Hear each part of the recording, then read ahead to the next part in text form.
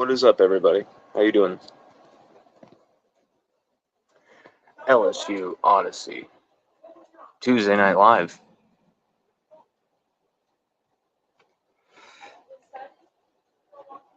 And I had a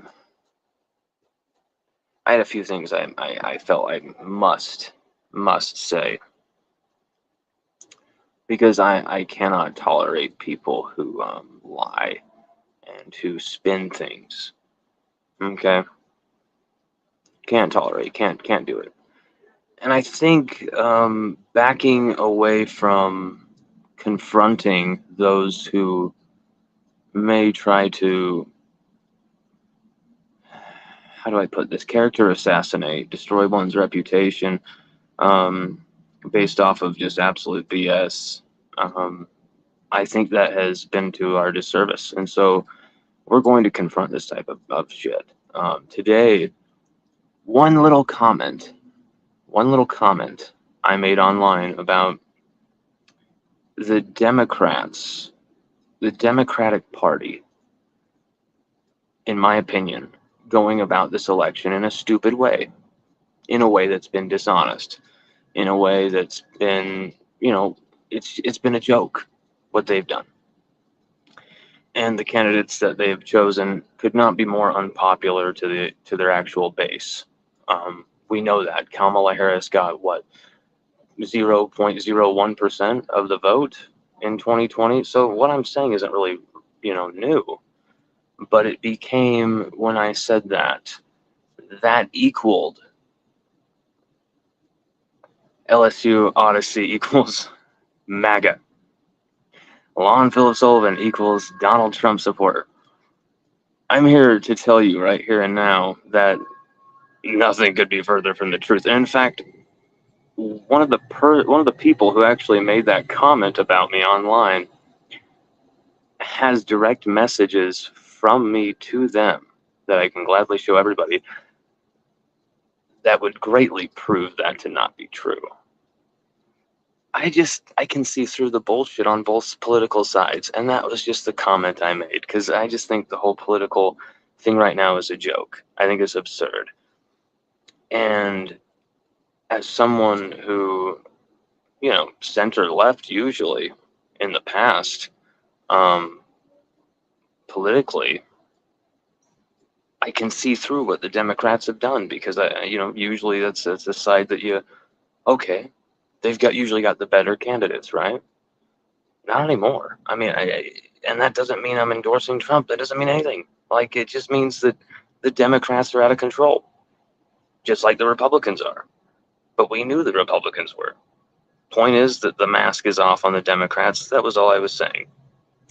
And for someone to turn that into a racial, politically charged, crazy event, I won't stand for that. I will not stand for that. I will not stand for our name being dragged through some type of mud for just making one little comment. And we're not going to back down from that comment. We're not going to delete the comment. We're not going to apologize. There's nothing to apologize for.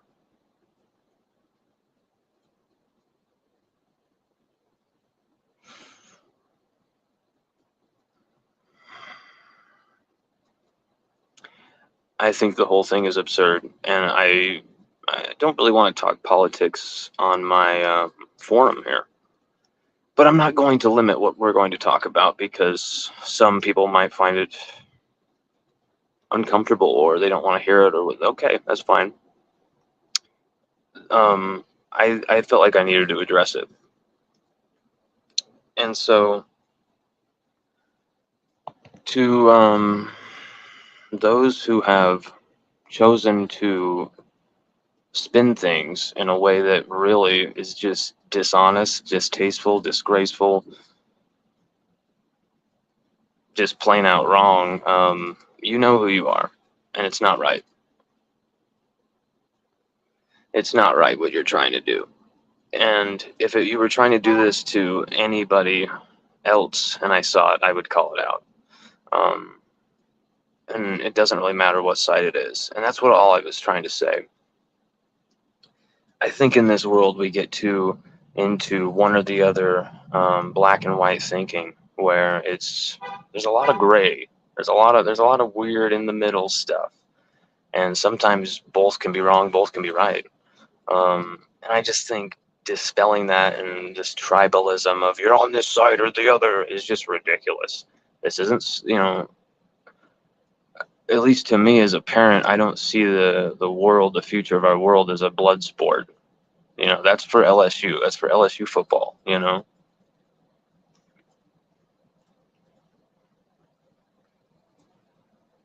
I'm very tribalistic with sports, but everything else, I don't really care about the tribe thing. It's kind of stupid.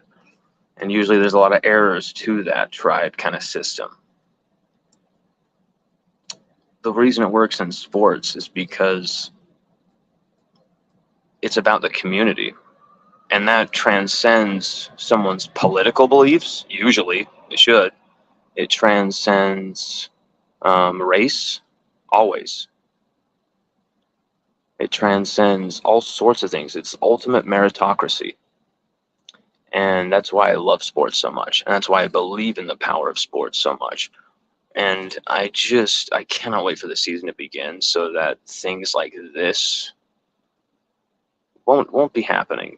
If someone makes a comment like that, people will just be like, whatever.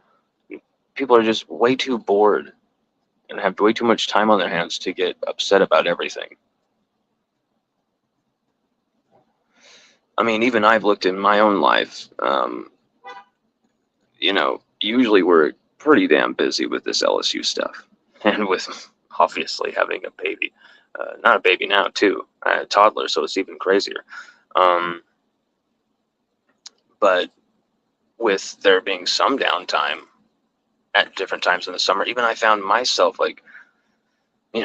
getting into this crazy social media thing. And I just would immediately since I listened to so many motivational people like David Goggins, Justin Waller, Jordan Peterson, some of these people who are very stay focused, stay motivated on your goals.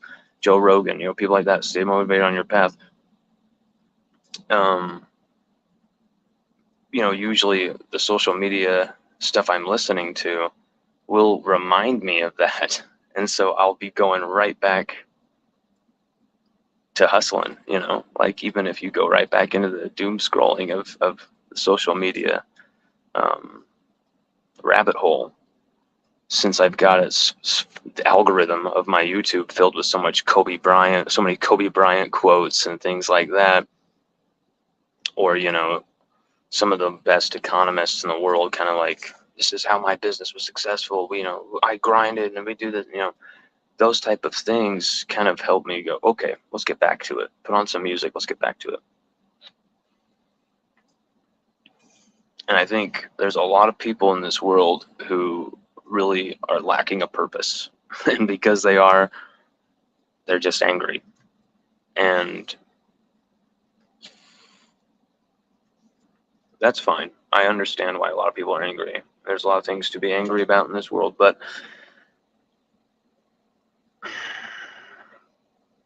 it just rubbed me wrong when we're all fellow LSU fans. Who cares who someone else votes for? It's the future of our democracy. It's just gotten so out of hand. And people have stopped thinking of each other as human beings because it's online.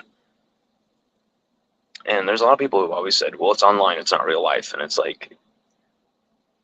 think that's a really creepy way to look at it, Because aren't you really here? Aren't you really typing that? Am I really speaking to you?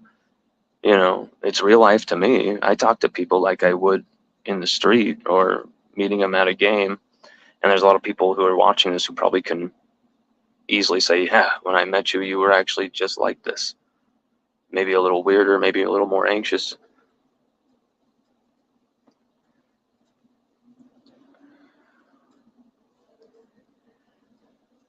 Oh, people. You just gotta smile and laugh and just try and I don't know. It is something I felt I had to address because lies will not be told about what we're about, and our character and all that stuff. I mean, it's just, we've had so many weird rumors, so many strange things that, I mean, you wouldn't believe some of the things, some of the people that they think we're actually connected to, like, some of it's absolutely hilarious. They think, I guess, what they think we're like Darth Vader or something, and yeah, it's just kind of hilarious.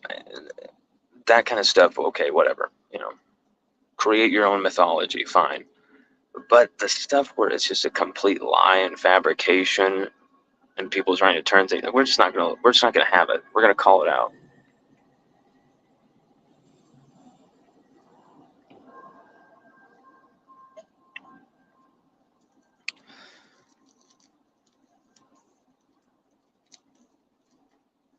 And that's how we'll begin tonight's show. LSU went through day 5 of fall camp, and this defense, they're holding their own. They're making plays. They're getting beat just like they should against these receivers, against this offense. But this defense is holding their own. They're making plays. They're getting past breakups. Sage Ryan shut Shelton Sampson down on a big long route that was just blanket coverage. What you want to see from Sage. He's had an understated, subtle, but really strong fall camp. The footage tells me that. Yes, just like everybody, every DB on the team, he's had moments where he's been burned because I think we might have the best receiver room in the country, potentially the deepest. If all these guys, fulfill their potential, it's definitely right there. I think you've got to really bank on the coaching here and the development and the fact that these diamonds should sharpen each other.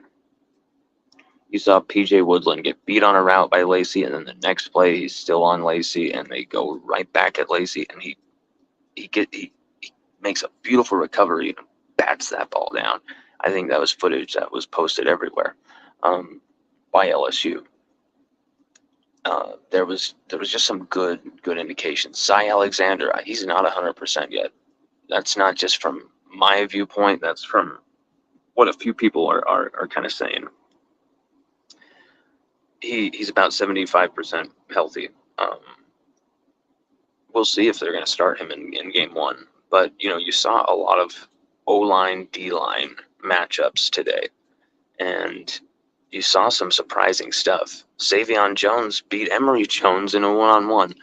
Garrett Dellinger put 316-pound Dominic McKinley on his ass. Ethan Callaway, Weston Davis, getting coached up really hardcore. Really hardcore. And it's because Bo Davis knows how good these guys can be. Knows just how good these guys can be, so he is just giving it to him. Tyree Adams, though, oh my God, second string left tackle handling his own out there. I really believe, you really need that swing man, that sixth man, that strong sixth man in an offensive line.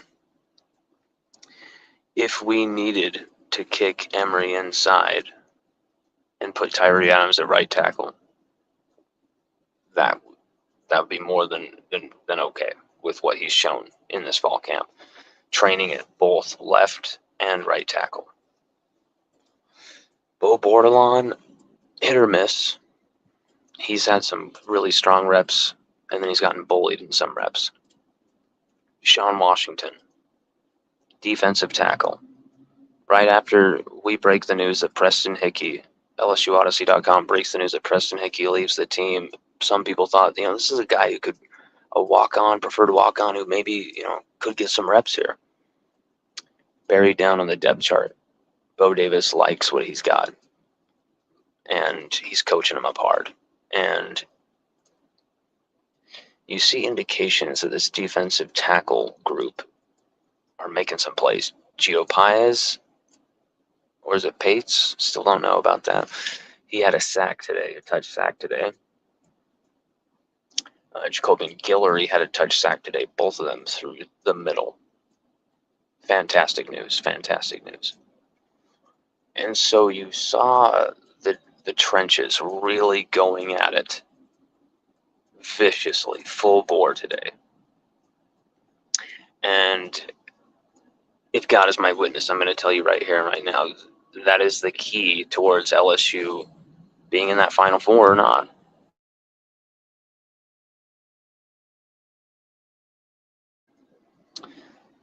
Beating a USC or not. I think you look at the USC game, I think it's going to come down to very fine details. Are LSU, fundamentally sound in all three phases? If we aren't, it's a roll of the dice. If we are, we might beat USC by a couple touchdowns. If we're not fundamentally sound, things could go really haywire. And that's why you're looking at a guy like Peyton Todd, who #1 punter in the country when LSU recruited him and signed him. He hasn't delivered. He cannot get that ball out, and he cannot get that ball in any good direction, with any good oomph on it, any good hang time, whatever they're trying to get him to do in any drill. It's just not happening. But Blake Oceandorf, the transfer, I believe it was Louisiana Tech,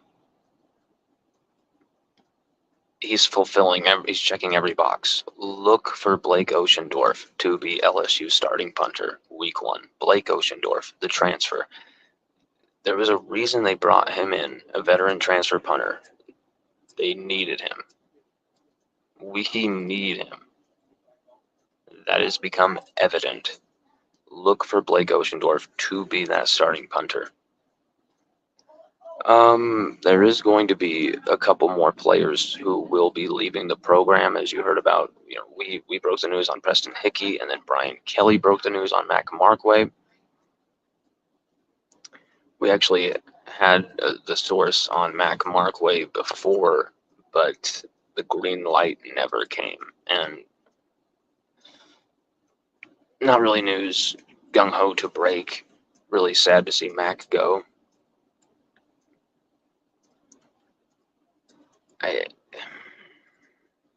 You saw the rise of Pimpton, but it's just barely. He had one good day.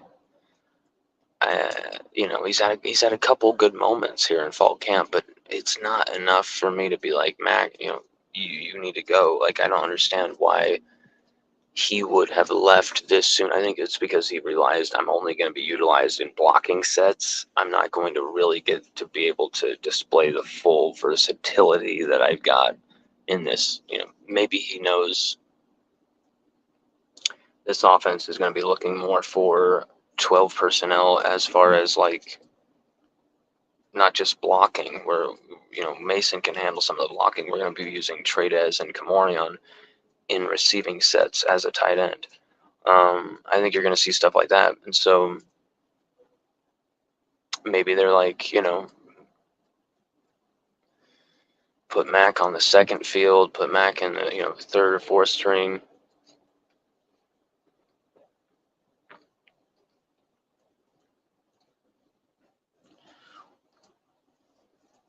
I always knew when Tradez Green signed for LSU, I always knew it would come down to this fall camp, whether it would be, I actually also thought it would be even in the spring, if it would be Kamorion Pimpton or Mac Markway to continue with the program. I always knew it. And we now have our answer. And I really didn't expect this one. I expected Kamorion Pimpton to transfer at some point. But LSU have a really lengthy, dominant aerial target here on our hands with Kamorion Pimpton, who's starting to show what he can do. Sad to see Mac Markway go. Really good kid. And if you read our profiles on him, you'll find out a lot about him. NFL family. It's sad to see people like that go. So, great kid. And it's the timing is strange because I don't know if he can transfer. I mean, obviously he's entered the transfer portal. I don't know what rules are in place if he can be on a team this quickly. I would assume so with how things are set up nowadays. What's up, Carl? Carl Dunn, my man. How you doing, Carl? Mr. Carl.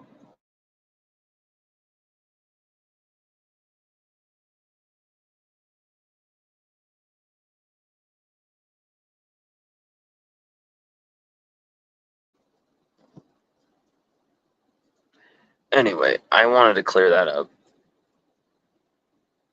and I wanted to give you some day 5 details, some day 5 information that maybe you didn't get anywhere else. Ashton Stamps with another interception today. I think that's 4 now in 5 days of fall camp. Incredible. Yeah, AJ Swan, I really don't think he's going to be that second string quarterback. I think it's going to be Ricky Collins. But I think Colin Hurley's better than both of those guys. Doubt he'll be starting over them, such as his young age, but man, he's better than both Ricky and AJ Swan, at least what they're showing right now, in my opinion. But we'll see.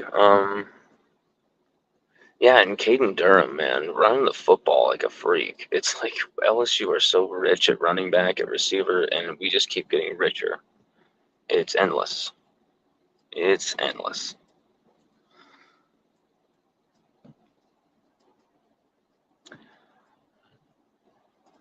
Everybody, have a good one. Take it easy. And remember, chill. Don't believe everything you read. Don't believe everything that is just laced with, hate this person, be divided against this person. Aren't you angry about this too? Get upset, get offended, get triggered. Don't even read the comment. Don't even read what someone said. Don't even listen to what the person said.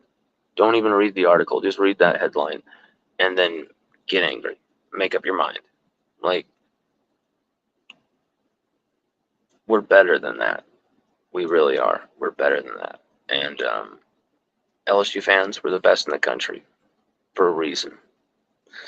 And we're above hating each other over politics. We're above dividing each other over, a joke about politics. We're above that type of stuff. Everybody, have a good one. Go Tigers.